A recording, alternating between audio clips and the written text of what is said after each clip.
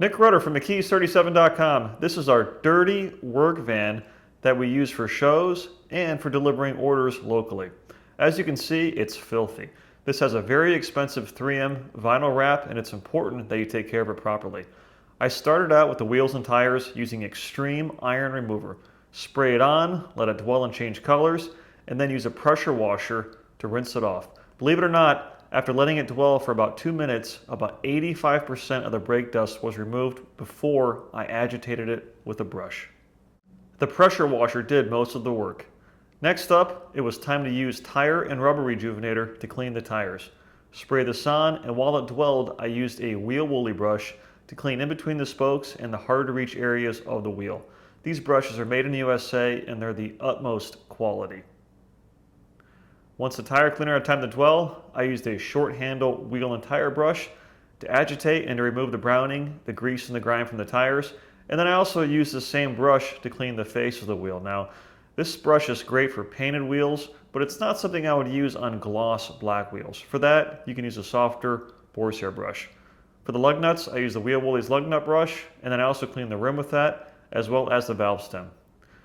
Rinse everything off, and that's it for the wheels and tires. In just a few minutes, they look brand new, and they don't have any more brown in the tires or brake dust on the rims.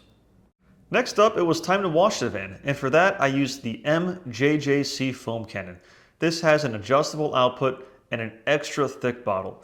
This is hands down the best foam cannon that money can buy.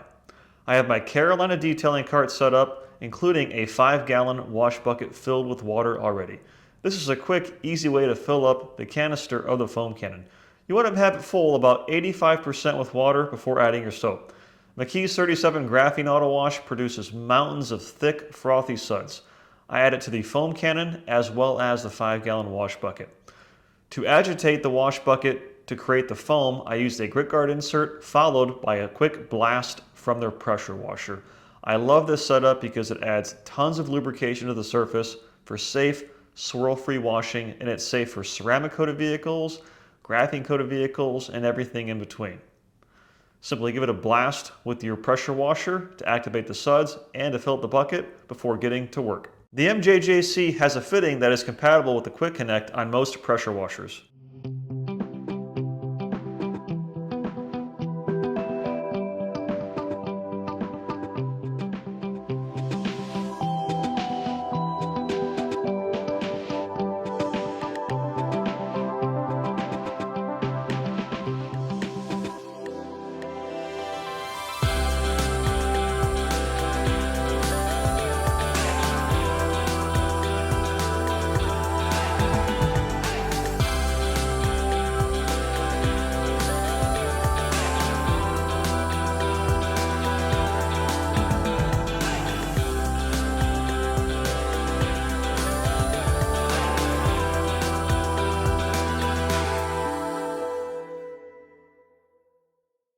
When washing a vehicle this large, I foam it down one side at a time as well as washing one side at a time.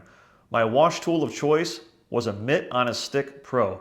This is a fantastic tool that has an adjustable head, an extra long adjustable handle, as well as a super soft micro Chanel wash head that can be changed out.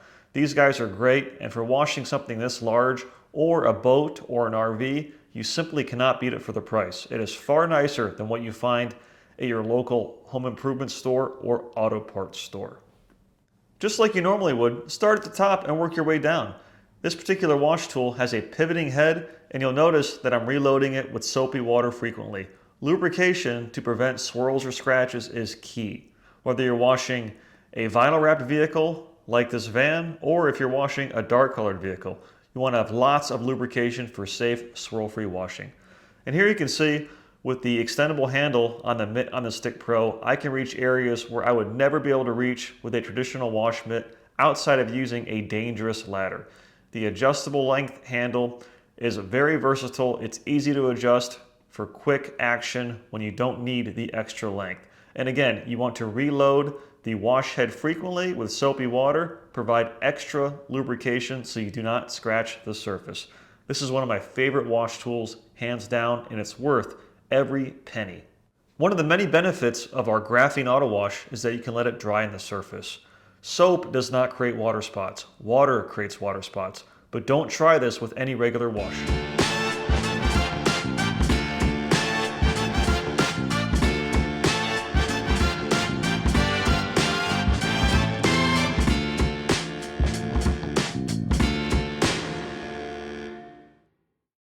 When we wrapped our van, we quickly installed a coat of McKee's 37 graphene ceramic coating. Here you can see how hydrophobic it is and the fact that it's self-cleaning. This makes the van a breeze to maintain. Once you finish washing one side of the van, it's time to use a drying aid. For this, I use McKee's 37 Graphene Coating Wax.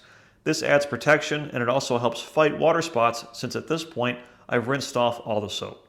And then to dry the van, here I'm using our 30 by 50 inch Glacier 1100 drying towel. This is the thickest, most soft absorbent towel that money can buy. It's actually 2 towels sewn together and it features 4 pockets, making it easy to hold onto.